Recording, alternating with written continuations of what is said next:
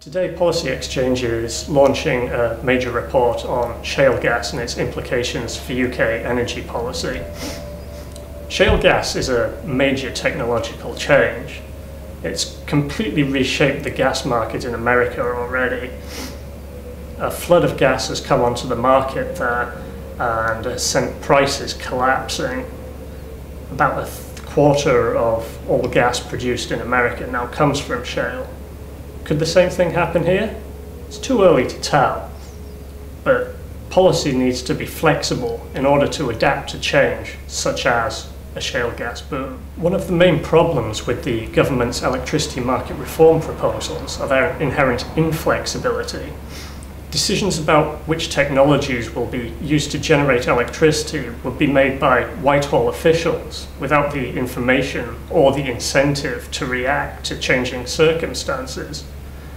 The view that gas prices are inexorably going to rise was a key driver of the government's EMR proposals, but no one can predict future gas prices, and shale gas developments suggest prices may be lower than has been previously assumed. In effect, its decision to press ahead with electricity market reform is gambling with billpayers' money. It's important, though, that any increased use of gas in electricity generation is compatible with our longer-term climate change policy objectives.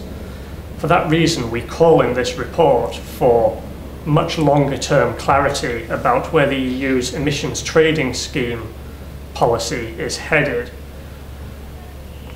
That the ETS sets a cap on emissions from industry, including electricity generation, within the EU. We call for the EU to set that cap at least 15 years into the future so that investors can have longer-term clarity about whether plant they are considering building would be compatible with that emissions cap going into the future.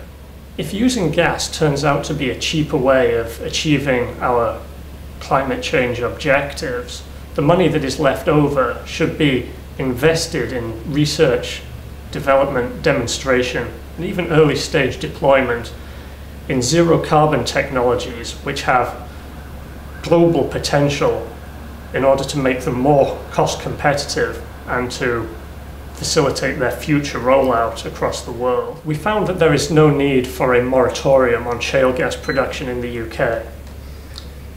Concerns about risks from shale gas production in relation to water quality and other aspects need to be taken seriously, but on the basis of current evidence, do not justify a moratorium. Looking to the future, it's important that the UK maintains a strong and effective regulatory regime and that can address any issues that arise in the future and enables a safe shale production sector to develop.